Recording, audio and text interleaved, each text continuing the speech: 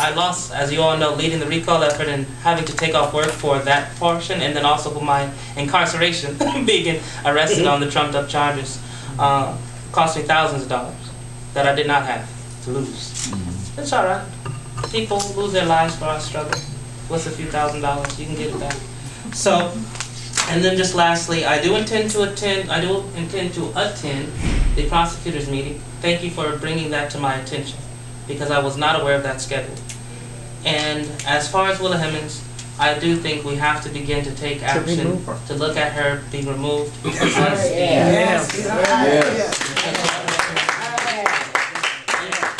has nothing to do with being vindictive.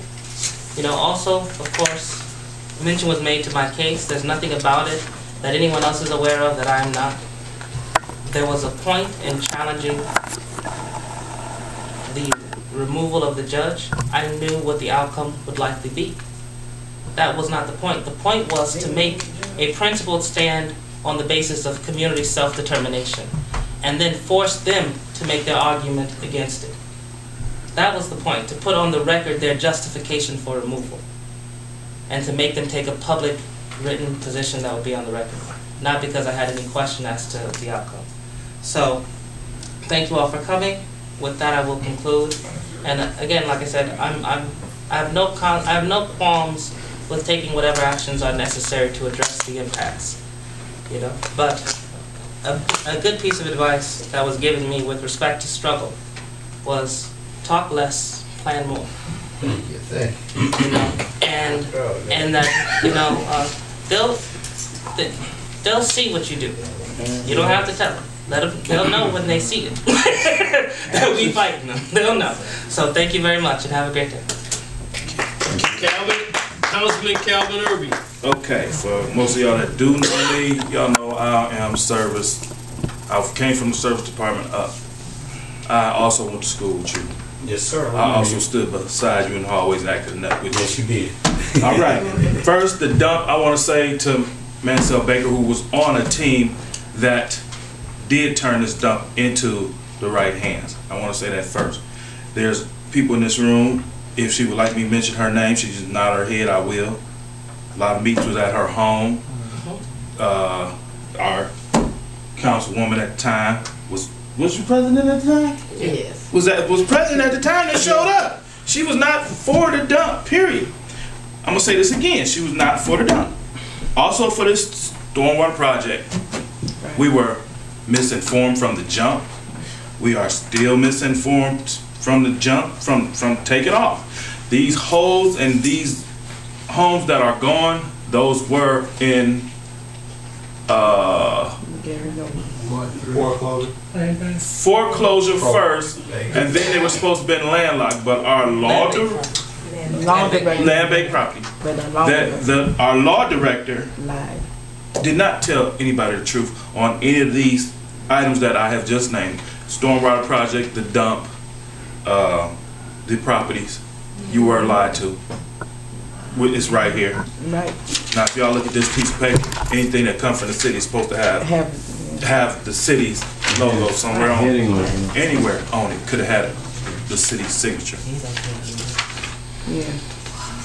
The question was asked, why was I almost arrested? If I can keep it short and sweet. You can't. I can. I can't.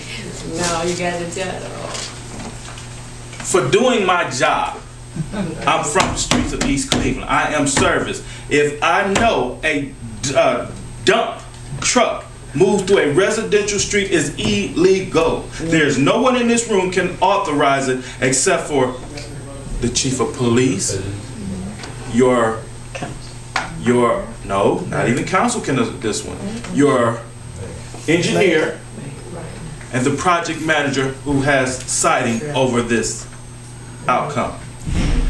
Council is known as the first in line and the last to approve.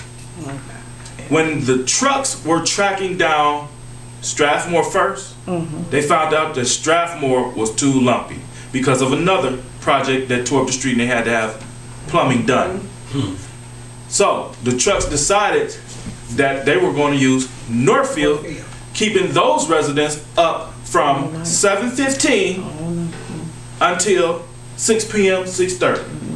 The legal route, which was told to the supervisor, who then in turn got back to his boss, that got into touch with our mayor. I definitely told him the direct route to take, which is the only route, when removing debris from our city. If it's on the Euclid end, it is to go Euclid Avenue, Eddy Road, Hayden, to wherever their project is supposed to be. They did not have a sweeper truck to fix, to clean up, to make your streets as if they were. I am the first person to tell you I am sorry that they didn't follow our rules of East Cleveland. That's right. I have made phone calls. We have gotten answer machines. And you say, can you talk to the mayor? When our councilwoman's house caught fire, I was the first one on scene. I was there with the fire, chief of fire. I was there with Joei Graham as her house burned. I held her and told her, we family no matter what we go through. And everybody here know how I feel about when one go down, we all go down. I'm not saying I'm no saint, but I have been in a fire before and I have lost family members. And that's the worst thing to know. And I'm so glad that all her family members were safe. Yes. I'm glad of that. He did something else, he called somebody else too. She gonna tell it. Okay. I did make phone calls to my entire council. I called everybody on council, say, y'all, it don't matter what we go through.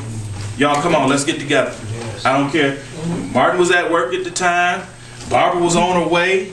Devin answered his phone, say, hold on. Let me see what I got in front of me. Here I come. I'll be there. I called our mayor. I had no response at all. And to this day, his phone has not been answered by me.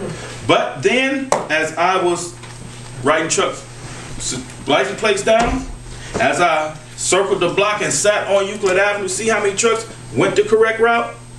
Not one. Not one. The residents continuously called me and said, are you taking addresses down? Are you taking phone numbers down? What are you doing? I said, wait a minute, I thought y'all asked me to take license plates down. I'm out here, I'm doing it. I'm doing it. So I got called into a meeting Friday with the mayor, Michael Smedley, and Cardilli, who stayed on the other side of the room. I was to be arrested for stopping the stormwater project. I was to be arrested for, basically, I say stopping the money train.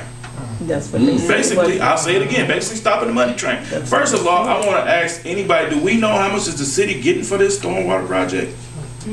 Huh? Do anybody know what we're getting for this stormwater project? Mark.